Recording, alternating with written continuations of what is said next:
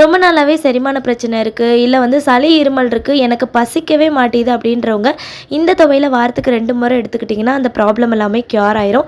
ஒரு பக்காவான டேஸ்ட்டில் இஞ்சி துவையில் எப்படி செய்யணும்னு சொல்லி பார்க்கலாம். பேனில் 2 டீஸ்பூன் முழு தனியாக, 2 டீஸ்பூன் கடலைப்பருப்பு, 10 போல் வெந்தயம், 1/2 டீஸ்பூன் சீரகம் போட்டு ட்ரை ரோஸ்ட் பண்ணிக்கோங்க. இது கூடவே காரத்துக்கு தேவையான வரமிளகாவும் போட்டு ட்ரை ரோஸ்ட் பண்ணி தனியாக எடுத்து வச்சுக்கோங்க. இப்போ அதே பேனில் எண்ணெய் ஊற்றி 100 கிராம் இஞ்சியை வந்து சின்ன சின்ன பீஸாக கட் பண்ணி ஆட் பண்ணிக்கோங்க. நெல்லிக்காய் அளவு புளி இதையும் வந்துட்டு ஆட் பண்ணிவிட்டு நல்லா வந்து வதக்கி விட்டுக்கோங்க. இஞ்சி கொஞ்சம் கலர் மாறினதுக்கப்புறமா எடுத்து தனியாக எடுத்து வச்சுக்கோங்க. எல்லாம் கம்ப்ளீட்டாக ஆறுனதுக்கப்புறமா மிக்சர் ஜாருக்கு மாற்றி தேவையான அளவு உப்பு, கொஞ்சமாக வந்து பொடிச்ச வெல்லம் ஆட் பண்ணிவிட்டு கொஞ்சமாக தண்ணி ஊற்றி ஃபைன் பேஸ்ட்டாக அரைச்சி எடுத்து வச்சுக்கோங்க. இதை வந்து நல்லெண்ணெயில் செஞ்சு எடுத்து ஸ்டோர் பண்ணிட்டீங்கன்னா 3 மாதம் வரைக்கும் கெட்டு போகாமல் இருக்கும்.